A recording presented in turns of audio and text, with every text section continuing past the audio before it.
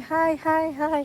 Eto guys, naglalakad ako dito. Ito ang aking kapaligiran dito ngayon. Ayan. So, ah, naglalakad po ako papunta sa aking repair shop ah, dahil po gawa na yung kotse ko. Sabi nila, tatapusin nila ngayong Friday yung sasakyan ko. Today is Friday guys at 2:30 in the afternoon dito.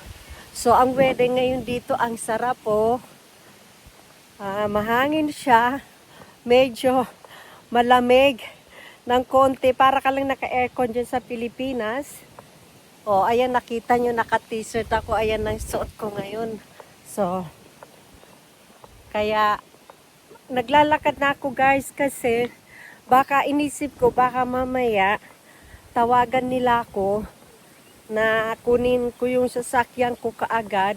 Kasi ang repair shop dito ay hanggang ano lang sila dito, hanggang alas 4. So ngayon 2:30 na dito. So sabi ko, maglakad-lakad na, mag-start na akong maglakad para hindi ako ma-stress papunta doon kasi kung lalakarin ko to guys, papunta sa workstad ko mula dito sa bahay ko, ay 1 hour din ako guys. So at least may oras pa dahil ang bus kasi dito ay 1 hour ang dating. So ganun din, kung mag-antay ako ng bus, ganun din. So, tapos, magbabayad pa ako ng ticket.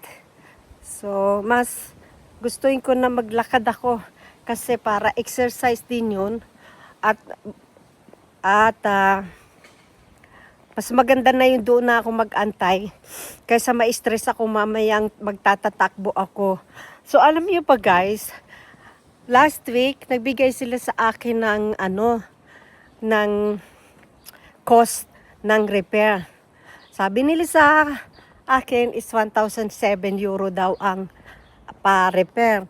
Tapos, kanina, umaga, tumawag sila sa akin. Tapos, sinabi nila na ganito daw, may sira pa daw na ganito. Kasi kahit pinalitan na daw nila yung chain, yung kadena ng motor. Tapos, tinaray nilang ipaandar, ganun pa din daw ang tunog ng motor. So, the last minute, na-find out nila na yung oil pumps ko daw ay sira. So, another 500 na naman daw yon. So, ngayon, sabi nila, hindi na daw nila ako i-charge doon sa, sa sa pagtanggal ng motor uli para mapalitan yung oil pump.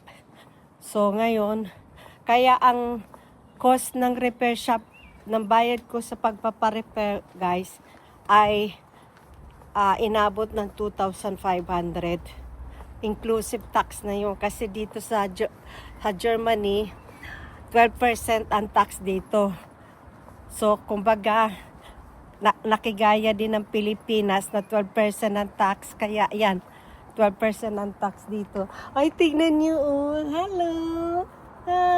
Cute ng pusa. Come here. Come. Ay, may pusa doon, oh. Ayun, guys, oh.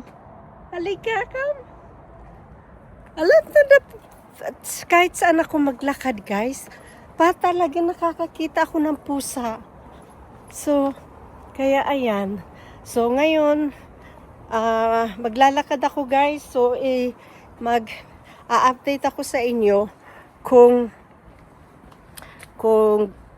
tapos na yung kotse ko, kung makuha ko.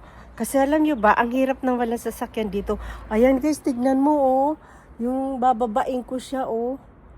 Ang hirap. Naku.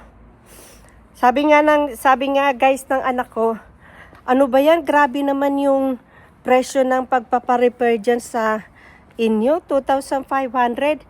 Isang bag na daw yun ng Louis Vuitton. Sabi ko, talagang ganun dito. Sa Germany kasi dito, ang labor dito ay sobrang mahal. Yun ang binabayaran dito, yung labor. No? Kaya wala tayong magagawa, kailangan natin ng sasakyan. Kaya kahit hirap na hirap ako, sige lang, buti na lang. Nakautang ako ng pera na pambayad ko sa kotse kasi kailangan ko talaga ng sasakyan, guys.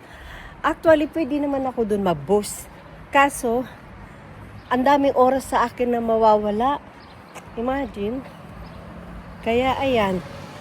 So, ngayon ay Freitag. Mag-antay na lang. So, i-update ko sa kayo mamaya, guys. Nagkikwento lang ako sa inyo. Kasi para malaman nyo ang buhay dito sa abroad. Hindi madali.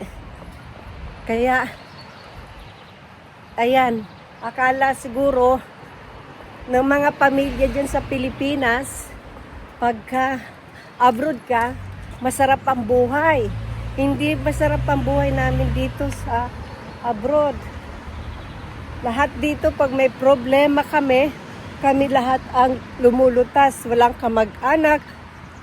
Dito, nalalapitan mo siya ng tulong. So, okay guys, update ko sa iyo mamaya. See you later. Bye! So guys, ito na yung mga parts ng aking auto na pinalitan. So ngayon, nakuha ko na yung sasakyan ko. So nandito na ako sa bahay at iyan ang lahat ng sira sa kotse ko. Kaya nagbayad po ako ng napakamahal. 2,500 euro guys. Ang total cost ng aking repair ng aking kotse. So, ayan. Siguro naman may mga dyan, auto mechanic na alam kung ano tong mga parts ng kotse ko na to. So guys, thank you for watching guys. Bye!